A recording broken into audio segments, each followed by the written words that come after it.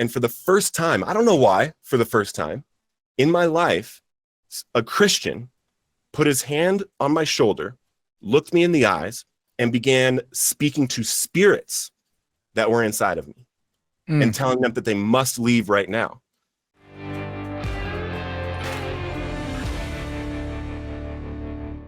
Well, welcome to the True Man Podcast. You know, we have done a number of shows on various addictions, and I will continue to do so because I have yet to meet a man who hasn't had some kind of addiction to deal with. And to a large degree, that makes a lot of sense to me since we're all broken, living in a broken world. Now, fortunately, there is redemption. And that's what really makes a man's story, especially when they discover, I should say, their purpose. Now that leads me to introduce today's guest. So welcome to the podcast, Adam Gunton. Adam has overcome homelessness and drug addiction, and today is the #1 best-selling author of his book, From Chains to Saved, and he is the founder of Recovered on Purpose. Adam, so awesome to have you here. Thanks for coming on the True Man Podcast. Mike, thanks so much for having me, brother. Excited to be here. Yeah, so you know, you've got a recovery story, but we have to go back and say, hey, that's awesome. What happened in your life that occurred where you ran into some challenges at a certain point in your life to get you to where you are today?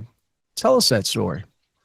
Yeah, and I usually started at this certain point, but on this podcast, I'm going to start it at the real starting point that kind of preludes everything that happened in my life. I didn't grow up in like a religious household. I wasn't taught about God, nothing like that. But very early on, it was right after the Columbine shooting, because that's where I lived. I went to Columbine High School. I was at Columbine Hills Elementary when it happened. And after that, I started feeling and sensing something higher than myself, right? But I wasn't in an environment where I was being taught about God or anything like that. Mm-hmm. And I had this friend when I was 10 years old, my best friend, and I knew that his family went to church and talked about God and stuff. So I asked him during a sleepover at my house, who God is. And these two 10-year-olds in my mom's basement, he says, well, all I know is you just have to accept Jesus in your heart. I said, well, how do I do that? He said, well, we got to get on our knees. So these two 10-year-olds on their knees in my mom's basement facing each other. And he just says, do you accept Jesus in your heart? And I said, yes. And every time I tell this story, I have that same experience where I feel the Holy Spirit. And that was my first time. Did you know what you were saying? Did you just get an overwhelming feeling like, oh, wow? I don't think that I had the conception that I do now and the understanding of it that I do now, but just like Jesus says that in order to find heaven, you have to seek it like a child. And I knew that there was something there. I didn't know who Jesus was, and I wasn't being taught his whole story, but God goes from the position of the heart now. He doesn't go by the laws that you follow. He goes by the position of your heart in surrender to him. And in that moment, I knew that I was accepting this thing that I knew was there. So yes, I believe that I knew what I was doing. Now, I'm just curious because you brought up Columbine. I'm very familiar with the area. We have family in Denver. I've been by there. So I can kind of visualize the scene. Was Columbine before or after you accepted Jesus into your heart? It happened right before. So this is all happening when I'm in 4th grade. Okay. Because before Columbine, I'm on a state championship football team that wins every single year. We won nationals one year in Little League. I was home run derby hitter of the Little League World Series. Like he hits stingers. Yeah. And I have all this great stuff going on. So, the world is a very safe and excellent place and nothing's going wrong ever. And then all of a sudden I'm at recess one day, and the teachers are scrambling around with this energy I'd never felt before, lining us up and crying and getting us locked in the classroom. And then, watching this stuff going on the news at the same high school that we go to during the summer for different camps and things like that. My sister was coached by Dave Sanders. And, that's when I started, almost seeking something that actually kept you safe. Because all of a sudden there was nothing anybody could do. Sure. It felt like everything was out of control. And it was less than a couple months after that I accepted Christ. Wow. How do you feel like that at that stage of the game, it helped you manage that situation? Because I can only imagine that there had to have been an intense amount of trauma going on in the community at that time. Yes. And we were so able to come together as a community also. Yeah.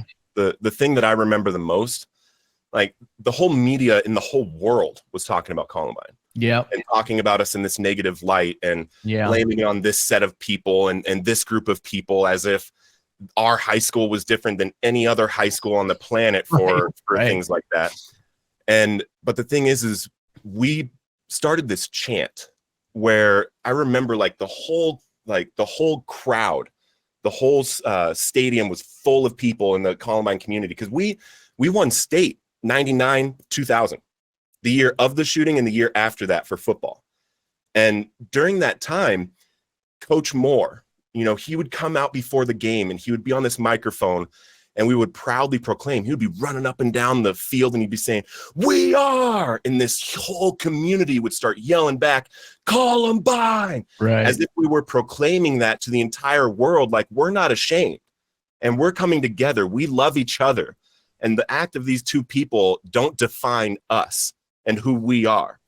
And everybody rallied behind that, and then we started doing it in every single assembly for school, and Coach Moore would come running in and around the basketball court and yelling, "We are," and that's what I remember about Columbine. I remember the community, and I don't remember the massacres being something that defined me or defined the community. I think what happened afterwards is what actually defined us.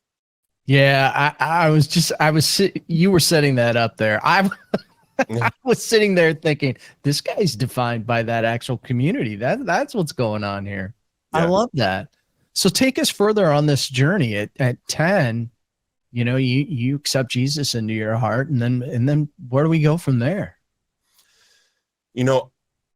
And I tell you this part of it because I want any listeners right now that have kids or that have leadership over kids.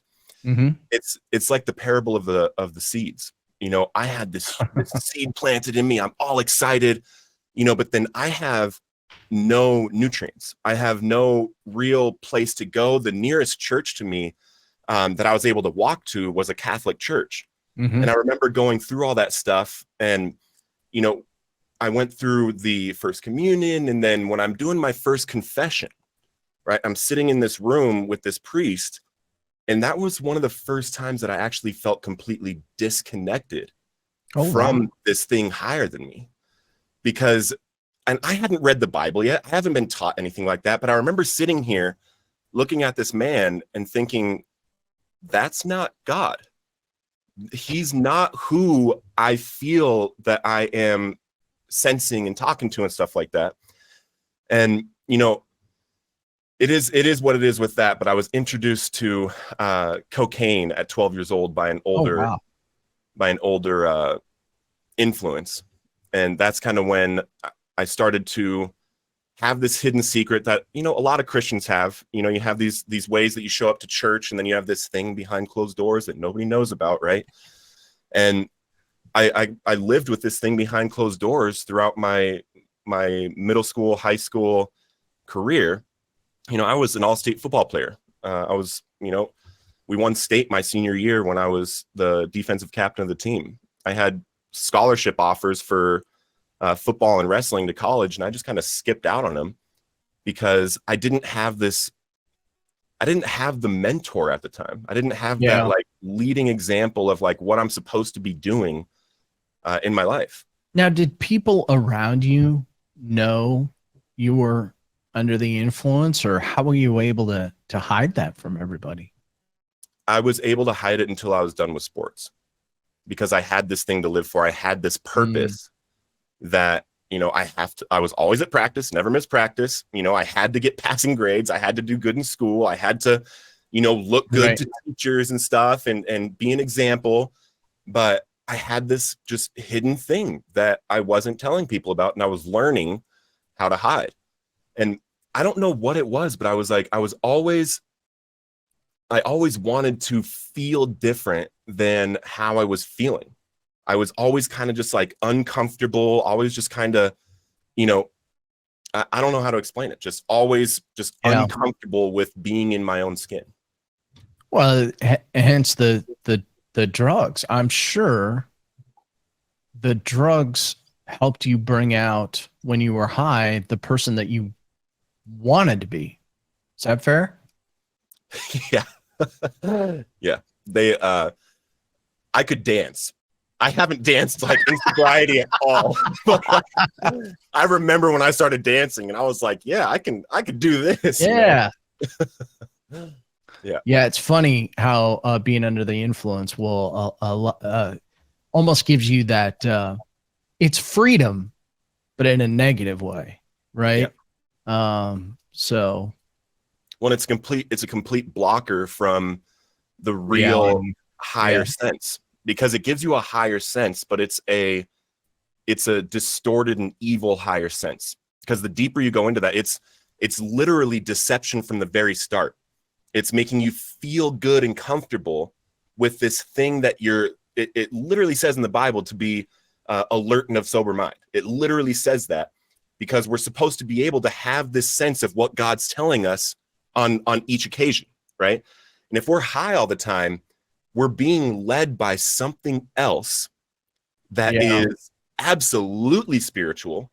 And the deeper you go into that, the more you're prone to make decisions that aren't of your highest calling. Well, which you did, right? So you slipped that championship ring on your finger, and now you're done with high school sports. Yep. And what happens next? I ended up going to college. I didn't really want to play sports anymore. I was good on sports. I would rather just party now, because I wasn't going to be like, I knew I wasn't big enough to be one of the really good players. I wasn't, disciplined enough or wanting to be disciplined enough to be a really, really good wrestler. So I went to college, but I went to it's UNC in Colorado, University of No Other Choice is what we call it. So I went up there. No. I went up there to party and stuff. And I remember, the classes that I wanted to do, I killed it in. I remember I for my English, my first semester, I wrote this paper about legalizing marijuana. This is before marijuana was legalized, back in 2007. Before Colorado took the leap, right? Yeah. And my professor told me if I work on nothing but this and I make this really good, I don't have to do any of the other assignments and she'll give me an A. So I made that paper really good, went back into history about why it was all illegal and did this whole thing and got an A in that class. But then on September 28th, 2008, I'd been out drinking and partying like most nights my freshman year of college, when I woke up to my phone ringing and vibrating down by my leg. And I swam through the soft sheets to find my hard phone with the bright screen that read 4:47 a.m. And my best friend Chucker was calling me. And I remember having the conscious choice that I could either answer the phone like I always do with, "Hey, what's up, Chuck?" Or I could answer the way I was feeling with, "Hello." Yeah. And in my still drunken state, I chose the latter, to which a soft voice replied, "Hey, what's up? Why are you calling me this late? I was just calling to say hi. Don't call me this late again." And I hung up on him. And he shot himself. And for nearly a decade after that, I was unable to share that phone call with anyone, as I bottled that phone call down deeper and deeper and deeper with drugs and alcohol. Drugs and alcohol were no longer a way to party and have fun. Drugs and alcohol had become my solution to life, to the way that I felt. They were no longer a thing that I was hiding, but they were the thing that made me able to hide all the other things in life. Yeah. They made it so I could mask as things came at me. I could feel and think a different way. At what point do you get to where you're continuing to do drugs and party? What's the trigger in your life where you go, I can't do this anymore? gosh. The scary thing for someone like me at that time is it was very shortly after that I realized that I had a very serious problem. I was 19, late 19 when I was prescribed 250 milligrams of Oxycontin a day. Oh, Had 6 milligrams of Xanax prescribed to me a day. Mm. And, once you start feeling the withdrawals and you start realizing that you have to have this thing, then you start realizing, there's a serious problem here. So by the time I'm 20, I'm in my first, 12-step meeting, and I don't have 30 days strung together for over 8 years. I started trying at 20, and I didn't get sober until late 28. Talk to me about the challenge of getting sober. I think a lot of people go through this. A lot of people have family members that go through this. And I think it's important to talk about this because, if you have a family member that is going through a situation where they're addicted to some kind of drug or alcohol, what should the family try to do? How should they step in? How should they try to help somebody in that time frame? They're, coming from someone who understands how powerful it is to be addicted to something, and what the odds really say. The best way you can help somebody that's struggling right now is to never bring it up to them, and to consistently text them, give them a call, and all you say, hey, just checking on you, just want to let you know that I love you, that kind of thing. Don't bring up drinking, don't bring up their drug use. And the reason I say that is they know that they need to stop. They can't right now. And if you become this thing in their mind that's this circle of trauma, every time they talk to you, it's just beating you up and saying, hey, you need to stop. I love you, but you really need to stop this. And you keep telling them that. So your love becomes conditional upon them stopping in their mind, subconsciously. Yeah. But if you become this place where you're just constantly showering them with love, when they have this moment of clarity, like, oh my gosh, I am ready to stop. Who am I going to call? Mom. Mom has done nothing but tell me that she loves me. She doesn't bring it up to me. She only talks to me about it when I bring it up to her. She's a safe place, Yeah. And you can always have these resources on the back end just ready to go, and you can even say that. You can say, hey, I just want to let you know I have these resources if you ever want to look into them with me, and I'll be with you every step of the way. No, that's fantastic advice. And I guess what's going through my mind now is, who was doing that for you during that 8-year window? My family never, lost love for me or anything like that. Yeah. It did become at the very end, I had thrown away any phone that they could contact me on, because, and I mean, this is nothing against them. They have no idea. My mom is doing everything she possibly can to love me, Right. But every time I talked to my mom, it was just, I'm sick. I can't stop. I don't want to tell you about my drug use. I don't want to talk about it because I'm ashamed of it. It hurts to tell you that I'm killing myself. And it got to a point at the end where I actually left Denver because I don't want my family to watch me die. I can't stop. I gotta say, Adam, it's hard to hear these things. Well,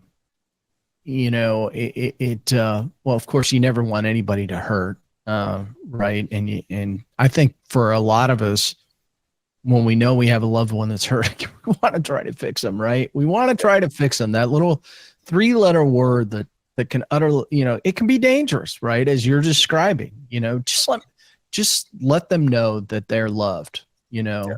Boy, and the only different situation that I want to make clear. Yeah. You have a child that's under 18 years old. That's when you are putting them in whatever program they need to stop right now, because you still have a piece of authority over them that you need to step up and be a parent. If your kid is using drugs like cocaine or opiates or things like that before 18, that's serious. That evolves quickly. That escalates quickly. The chances of a kid that's using drugs like that not becoming seriously addicted to drugs and alcohol are almost zero, because your brain is forming to drugs. It's interesting to me. You saw this happen. You were in Colorado. I've had people, there's all kinds of arguments on drugs. When marijuana use was first passed in Colorado, there were a lot of people that were against it because basically they saw it as a gateway drug to maybe other things. And, the people that use marijuana would argue, no, that's not a gateway drug. It's just marijuana. I want to use marijuana. It's medicinal, da, da, da, da, da. As somebody who's, had a drug addiction, what's your feelings on all that? I mean, because these states are just adopting it across the board. Colorado was only the first. And now the states are realizing, they're looking at the money that the state of Colorado is making on it. And hey, when you got to jump on this bandwagon, they're going to go find it anyway. I'm just curious what your feelings are on. Yeah. Do you want my short-term vision and opinion on it? Or do you want if I could snap my fingers and make things change, what I would do? You can give me whatever answer you'd like. I'm 100% for legalization of marijuana. Marijuana is absolutely safer than alcohol, and it's not a gateway. I did cocaine first. It doesn't matter what you do first. Alcohol is the biggest gateway. People just don't talk about it because it's so socially accepted. If you're drinking alcohol at 10, 11 years old and you're moving into other things, what's the gateway? You think that weed's the gateway because you smoked weed first out of drugs? No, alcohol is the largest gateway. And if I could snap my fingers and have something happen right now, it would be legalizing every single drug across the board, from marijuana to meth to heroin. And we would completely kick out the illegal drug trade. We would get rid of a bunch of the gang violence that's over drug turf. That is what a ton of the illegal crime element in the United States is we have 5% of the entire world population, yet we consume 25% of drugs. Of course, there's going to be people fighting over America for who gets to sell them those drugs. And if we were to legalize and regulate and tax, we could literally make drugs half the price, and we'd be able to tax them at a 300% rate if we were making all the drugs inside of the United States. And on top of that, everybody that's putting drugs inside of their arm, how much you need to do. You're not putting something in your arm that might have 0.1 milligrams of fentanyl compared to a milligram of fentanyl. So what's happening with that.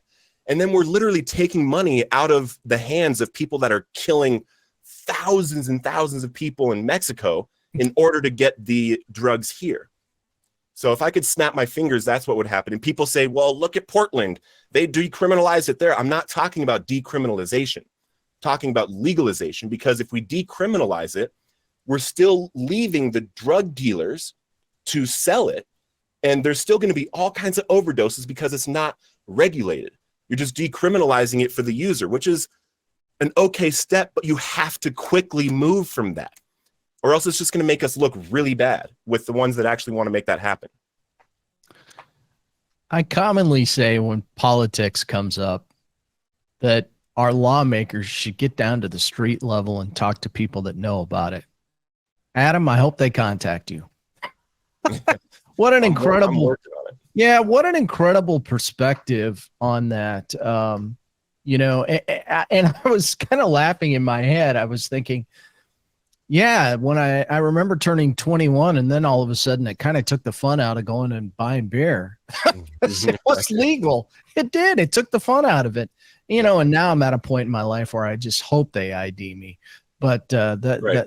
that's that's a whole other story. But that's interesting perspective on that. And if it ever comes up, I'll send my lawmakers your way, because they need to hear those stories.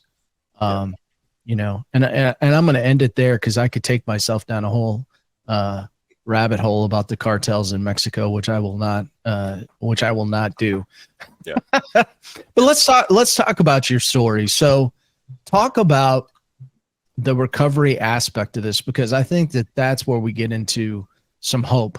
And this is what people are, I think people are looking for hope in general, but tell your story of hope. Well, we kind of ended off where, Chuck killed himself. Yeah. And I blamed myself. I couldn't tell anybody about this phone call that happened. Yeah. And it goes from me, being addicted to those Oxycontins. We all know the story of, then it moves into heroin because we can't get enough Oxycontin anymore, and then progresses from there to November 6th of 2015. I was found unresponsive, without breath or pulse, behind the wheel of a car from an overdose by the police.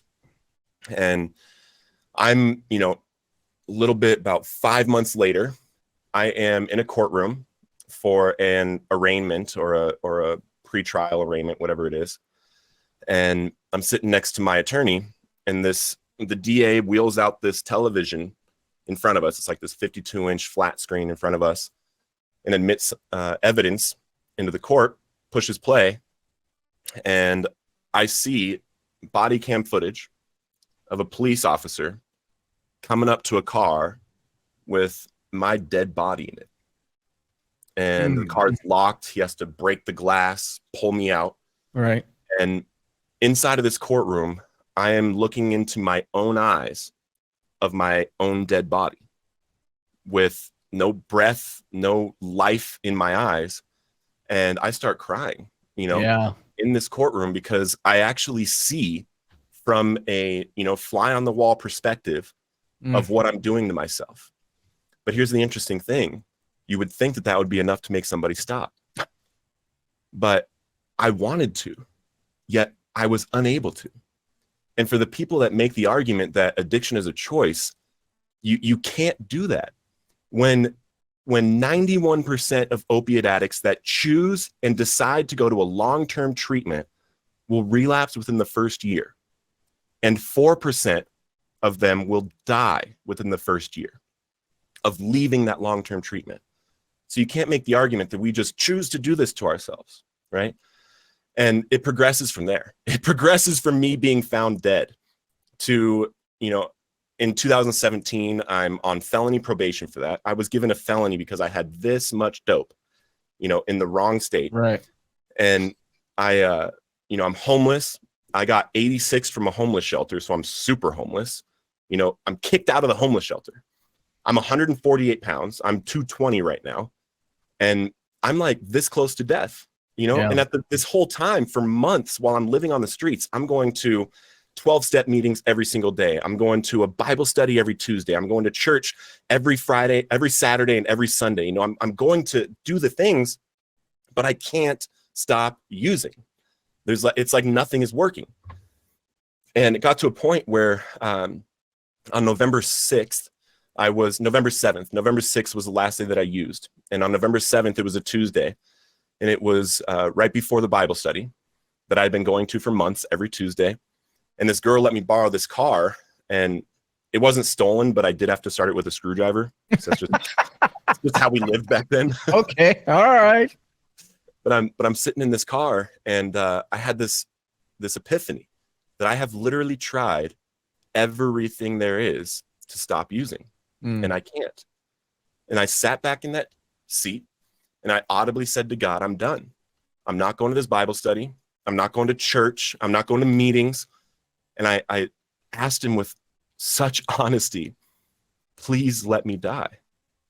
And right when I said that, I heard his, that soft whisper right in my heart. And he said, it's time, go. And in that moment, the first thing I felt wasn't like this power. I didn't feel like this confidence, but the first thing I felt was anger towards him. And I asked him, I was like, what's different about this time? Like, what's different about this time than all the times that I've literally taken all my dope, put it in a toilet, saying I'm never going to use again. Then I wake up in the morning and I pawn my TV. What's different about this time? And I'm crying and I'm hitting the roof and I'm screaming at him and I'm saying, please just let me die. I can't do this anymore. I can't do this. And I'm hitting the steering wheel. And this is going on for a few minutes. And then I calm down. And I'm like, after that crying, you have those breaths. And then he just repeats himself. And he said, it's time, go. And again, I didn't get this sense of like overwhelming Holy Spirit power, like it's done. But I got this sense of willingness that I had never had before. Because everything I had done to that moment, I'm going to the 12 o'clock 12-step meeting and the 3 o'clock 12-step meeting. I'm going to church at 7 o'clock and Bible study on Tuesday. All of my plans were so tightly in my grasp that I couldn't let it go. And that's what happened in that moment, is that I let go of every plan that I had and gave it up to him. And I go to the Bible study and I bust the doors open. I'm 12 minutes late. They're in the middle of prayer. And I drop down on my knees and I throw my hands up. And I'm like, guys, please help me. I can't stop. I can't stop. Please help me. And I'm crying and I'm crying. And my best friend, Brendan, who is also the Bible study leader, comes over and he like passes me on the shoulder. He's like, hey, bro, let's just get through Bible study. He walks me over and sits me down. And he's a huge part of my story because he's the only person in my life ever during my addiction that walked me through the darkest time and never once brought up drugs to me. He never once told me that everything I'm doing is wrong. He never once told me you need to do this or, Jesus isn't going to love you. Nothing like that. He would come and pick me up from the homeless shelter and take me out for coffee. He would come and pick me up from the homeless shelter and take me to church, pick me up from the streets and take me to get a sandwich. That's it. And he would preach to me and tell me, this is what the Bible says. And he would just live it. And I watched it. Right. So we get through this Bible study. And at the end, one of the elders comes up to me, Carmen, and he's like, hey, I just got a word. I need to pray for you. And everybody else had left except for Brendan, Carmen, and then another elder, George. Carmen sets me on this ottoman in the middle of the room. George and Brendan are standing behind me. And for the first time, I don't know why, for the first time in my life, a Christian put his hand on my shoulder, looked me in the eyes, and began speaking to spirits that were inside of me and telling them that they must leave right now. And while he's doing this, I am feeling weight coming off of my chest. I'm feeling as if like this grip is on my heart and then all of a sudden coming off of me. I'm actually feeling things happen.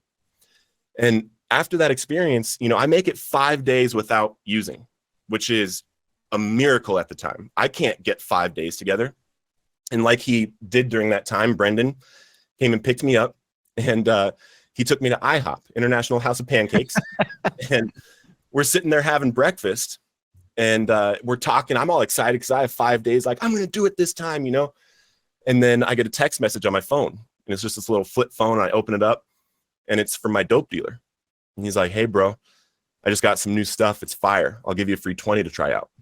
And right when I read it, I felt spirit go in through the top of my head, all the way through my body. My toes were tingling. My fingers were tingling. I lost my peripheral vision. All I could see was my phone. And then my thumbs just started texting back. And it wasn't like King James. It was like, ye shall not text me again. Thou hast texted me for the last time. It was going crazy. And when I finished the text, I feel the spirit leave me. I was like, what the heck? And I'm like reading this. And I was like, dude, that was not me. And I showed it to Brendan. I was like, dude, that was not me. He's like, okay. And I push send. I close the phone and I'm putting it in my pocket, looking down at my pocket. I'm like, dude, I don't know what that was. And I look back up and Jesus is sitting across from me. The entire restaurant had completely disappeared. It was as if I went somewhere else. And it was just, there was this bright glow coming from behind him. And he was just smiling at me. No words, nothing. And in that moment, the only thing I can compare that moment to is when I used to shoot up heroin. As if in one moment, all those negative thoughts, all those negative feelings, all the worries and anxieties and everything just flooded out of me. But the difference with Jesus is that all those things left me in an instant. And then I was instantly flooded with this overwhelming sense of peace and value and love, like I am loved. And this all happens in a split second. And I immediately fall off my face to the table, my hand up. I said, thank you, God. Thank you, God. Thank you, God. Came back up and he was gone. And I have not used drugs or alcohol since. Wow. Just wow. Well, what a blessing, Adam. What a story. You have rendered me speechless, and I'm proud of you. Thank God for your recovery. Amen. Thank you. How have you, been able to catapult that moment and what you've taken, what you've learned by going through all those years of drug abuse? How does that take you to today and where you're at and how you're able to help people? Yeah, the best lesson I think that God taught me, especially at the beginning, I believe 100% that Jesus is able to heal somebody in an instant. Yeah. Right? He is able to, take withdrawals, take cravings, all that stuff in an instant, right? But that didn't happen for me. I was shaking in withdrawals because I'd been using drugs for so long. Yeah, your body wanted it. Yeah. Mm-hmm.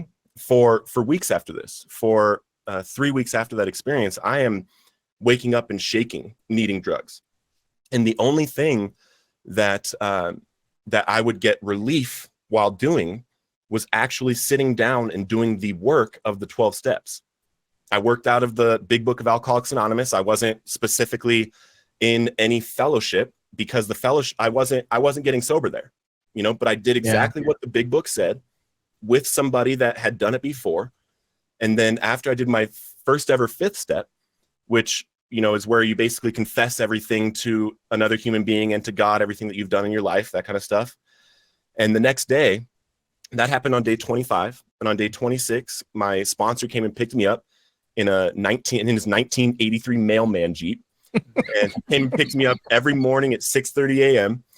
And we're driving to go do the work. And I'm looking over at this beautiful sunrise. And for the first time in my life since I was 12 years old, I had no desire to drink or use. And it was as if one day everything is going this way to how am I going to stay stopped? What am I going to use? When is it going to be?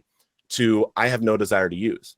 I start crying in that car. I turn to Aaron and I'm like patting him. I'm like, dude, thank you so much. I love you. Thank you so much. And, what I learned in that time is that God is always with me, always. And I have stories from my addiction that prove that he was there the whole time anyway. But he doesn't do this for me.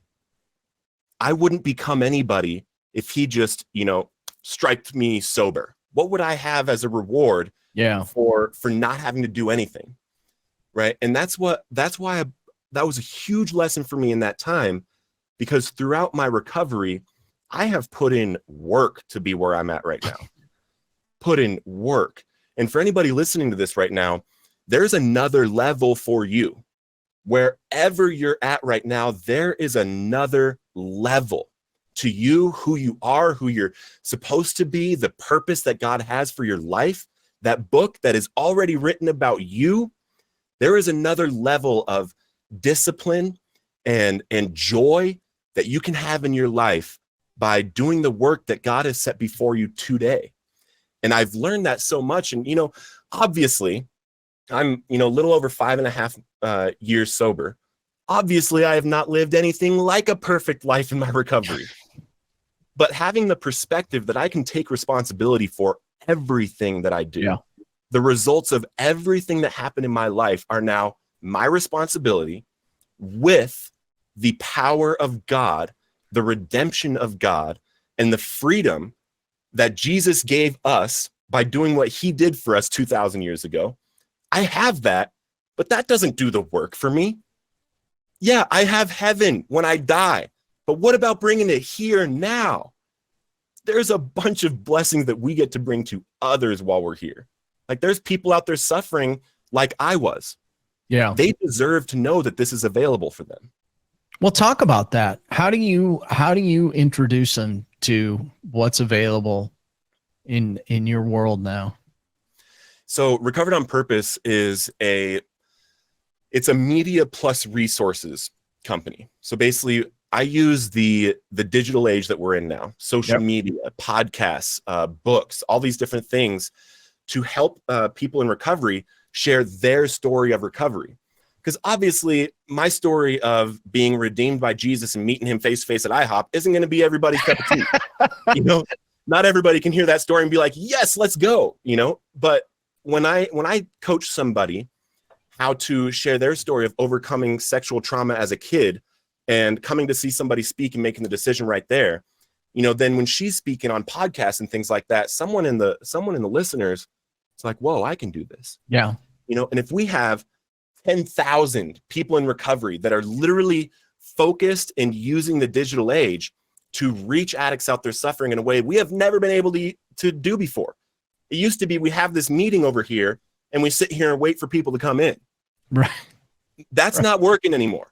You know how many messages I get of people that have never even heard of 12-step fellowships? Just with the reach that we have on social media, I've had months where I've reached over 50 million people in a month with organic posts. I've helped over 1,000 people find recovery in my messenger inbox and with content. And we're growing from there because right now we're building a comprehensive, we're almost done with the entire list of every single resource that's in the United States that does not take private insurance or money to get into it. So nonprofits, Medicaid resources, you know, churches, that kind of stuff. And we're building this comprehensive 50-state resource guide online that we will then be able to walk people through in any state that they're reaching out from. Because I'm reaching all 50 states right now. And then I have people that I'm coaching that are reaching all 50 states right now. So when people reach out for help, I don't have to sit there and message with them, Right. you know, to talk them through and go to Google over here. So we'll have, you know, this huge resource guide to plug people into. I love it. And I think that's important. We need to give people easy resources, and time is of the essence, right? I mean, if somebody finds themselves in those situations, you got to move quickly. But I think worse than that, and maybe you know this more than I do, it seems like with this open border policy that we have, the drug situation in this country is probably dangerously basing this on the news media because we know how they play. But it seems like the pace, the access to drugs is probably at an all-time high. No pun intended. Right. Yeah. The overdose rate for teenagers doubled 2019 to 2020, and then went up another 20% in 2021. I don't necessarily believe that it is any specific administration that's causing it, because I overdosed in 2015 under Obama. Right. And then the real stuff started happening under Trump. You know, I believe what's going on is there is a really, really false narrative within the recovery community of who we're supposed to count on to help us find recovery. You know, in 1934, you know, there had been centuries of medical professionals trying to help people with alcoholism. The solution that happened was an alcoholic shared his story with another alcoholic. They got sober and they went out and started sharing their story with others.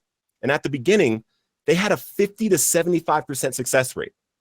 And now with all of the watered down messaging from the monetized and for-profit treatment center telling you that relapse is part of recovery. You know, you got to watch out for triggers. You know, life is a trigger for an addict. Yeah. It's not about what we can't do. It's about all the things we can do in recovery. And that's what Recovered on Purpose is about. We're attaching people in recovery to start focusing on all of the life they can live, not all the life that they can't, not all the things they have to avoid. Because if you're so focused on, you know, I have a podcast I'm on in 2 days. I'm speaking out of school in 2 weeks. Me personally, I have a TEDx talk coming up October 7th of this year. I'm not going to slam some dope in my arm. I got way too much to live for right now. I've got way too much to think about. So that's what it's about. I believe that the reason why the relapse rate is so high is we have begun, and it's over time, but we're focusing again on counting on the medical community to solve the issue that was only and always solved by our own community. A doctor cannot talk to me the same way somebody with 20 years clean from a 5 gram a day heroin habit can. You can't do it. Sorry. I don't care what you read. You don't know my life and my experience. Yeah. So we need to get out there again on fire as a community, getting out there and helping people. And for anybody listening to this right now, whatever you've overcome, if you've overcome porn, it is the largest just mind killer going on in America today for young men and Christian men. Yeah. The rates are crazy for that. If you have overcome it, you need to be vocal about it, because there's people out there that will come to you in secret. They will come to you in secret and say, hey, bro, how did you do it? And it's important that we're vocal about what we've overcome, because there's people out there suffering with it right now in silence, looking for you. Well, and listen, what a message.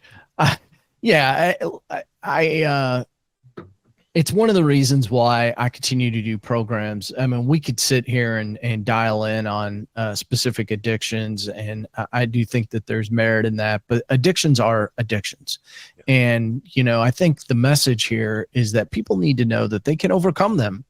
Yes. You need to ask for help, and you need to put the right people in place in your life that can help you get to where you want to get to. And don't let fear, shame, and pride get in the way of all that. We know you men like to do that. I know I like to do that, but that's not the way to live. You can't have a life of more by doing that. So Adam, tell everybody how they can get a hold of you and hear more about the work that you're doing, and get a hold of your book too.